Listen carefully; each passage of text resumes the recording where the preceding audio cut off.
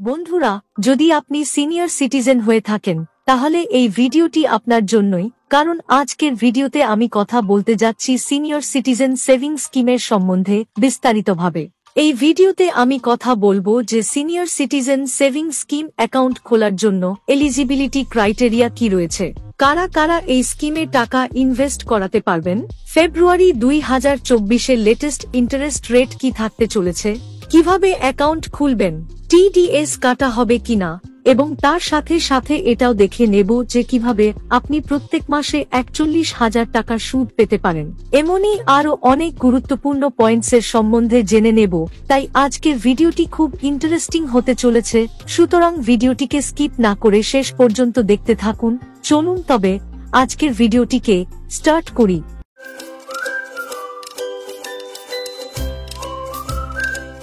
Post office senior citizen savings স্কিমে আপনাকে একবারই টাকা জমা করতে হবে এবং যা টাকা জমা করবেন ওই জমা রাশির ওপরেই আপনি প্রতি কোয়ার্টারলি অর্থাৎ প্রতি 3 মাস অন্তর সুদ পেতে থাকবেন, যা মাসের হিসেব করলে প্রতি মাসে 41,000 টাকা পাবেন।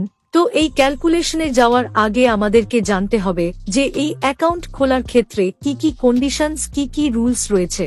সবার প্রথমে দেখে নেই যে এই স্কিমে কারা কারা আবেদন করতে পারবেন।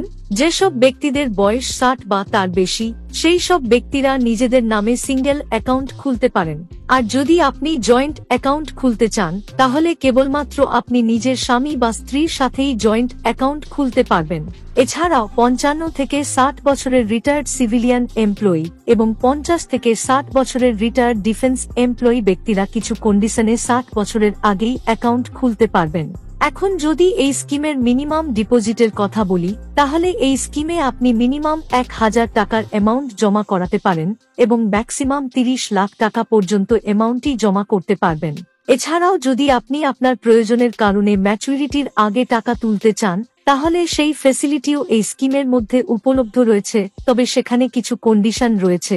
যদি আপনি 1 বছরের আগে টাকা তুলতে চান তাহলে সেক্ষেত্রে কোনো সুদ পাবেন না। যদি 1 থেকে 2 বছরের মধ্যে টাকা তোলেন তাহলে আপনার প্রিন্সিপাল অ্যামাউন্ট থেকে 1.5% টাকা কেটে বাকি টাকা আপনাকে দেওয়া হবে। আর যদি 2 থেকে 5 বছরের মধ্যে টাকা তোলেন তাহলে 1%-এর পেনাল্টি চার্জ লাগবে। যদি আপনি এই স্কিমে টাকা ইনভেস্ট করেন তাহলে প্রত্যেক 31শে মার্চ, 30শে জুন, 30শে সেপ্টেম্বর এবং 31শে ডিসেম্বর তারিখে আপনার অ্যাকাউন্টে টাকা জমা হয়ে যাবে। এছাড়াও যদি প্রয়োজনের কারণে এক জায়গা থেকে অন্য জায়গায় স্থান পরিবর্তন করেন এবং যদি অ্যাকাউন্টকে ট্রান্সফার করাতে চান তাহলে অ্যাকাউন্টকে ট্রান্সফারও করাতে পারেন। চলুন এখন আমরা দেখে নেই, যদি পোস্ট অফিসের সিনিয়র সিটিজেন সেভিংস স্কিমে 1 লাখ, 2 লাখ, 5 লাখ, 10 লাখ বা ম্যাক্সিমাম 30 লাখ টাকা জমা করেন তাহলে কতটা ম্যাচুরিটি অ্যামাউন্ট পাবেন। যদি আপনি পোস্ট অফিসের এই সিনিয়র সিটিজেন সেভিংস স্কিমে 1 লাখ টাকা ডিপোজিট করেন তাহলে 8.2% হিসাবে প্রত্যেক কোয়ার্টারলি 2,050 টাকা করে পাবেন, অর্থাৎ বছরে 4 বার 2,050 টাকা করে মোট 8,200 টাকা আগামী 5 বছর পর্যন্ত পাবেন। ঠিক একইভাবে যদি 5 লাখ টাকা ডিপোজিট করেন তাহলে প্রত্যেক কোয়ার্টারলি 10,250 টাকা করে পাবেন। যদি 10 লাখ টাকা ডিপোজিট করেন তাহলে কোয়ার্টারলি 20,500 টাকা করে পাবেন। যদি ম্যাক্সিমাম অ্যামাউন্ট অর্থাৎ যদি 30 লাখ টাকা জমা করেন তাহলে কোয়ার্টারলি 61,500 টাকা করে পাবেন, অর্থাৎ যদি মাসের হিসাব করা হয় তাহলে মাসে 20,500 টাকা করে পাচ্ছেন। আর যদি স্বামী এবং স্ত্রী দুজনেই সিনিয়র সিটিজেন হয়ে থাকেন তাহলে দুজনে আলাদা আলাদা অ্যাকাউন্ট খুলিয়ে ম্যাক্সিমাম 60 লাখ টাকা অ্যামাউন্ট জমা করতে পারবেন এবং কোয়ার্টারলি 1,23,000 টাকা করে পাবেন, অর্থাৎ মাসের হিসাব করলে মাসে 41,000 টাকা করে পাচ্ছেন। তাই যদি আপনার কাছ লাম্প সাম অ্যামাউন্ট থেকে থাকে তাহলে পোস্ট অফিসের এই সিনিয়র সিটিজেন সেভিংস স্কিমে একবার টাকা জমা করে প্রতি 3 মাসে ভালো অ্যামাউন্ট পেতে পারেন। যদি একটি আর্থিক বছরে আপনার সিনিয়র সিটিজেন সেভিংস স্কিম থেকে অর্জিত সুদ 50,000 টাকার বেশি হয়ে যায় তাহলে তা ট্যাক্স স্ল্যাবের হিসেবে ট্যাক্সেবল হয়ে থাকে। আর যদি আপনি এই ট্যাক্স থেকে বাঁচতে চান তাহলে প্রত্যেক ফাইন্যান্সিয়াল ইয়ারে আপনাকে 15H ফর্ম ফিল আপ করে জমা করতে হবে, তবেই আপনি ট্যাক্স থেকে বাঁচতে পারবেন। আপনার স্কিম থেকে কোনো টিডিএস কাটা হবে না।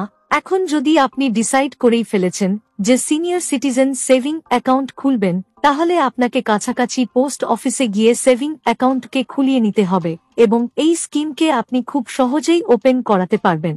তো আশা করি আজকের ভিডিওটি আপনাদের ভালো লেগেছে।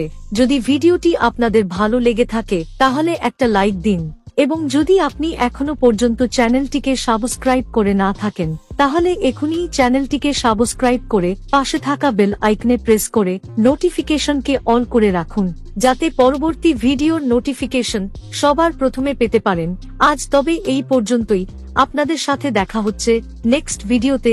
ভিডিওটি সম্পূর্ণ দেখার জন্য ধন্যবাদ।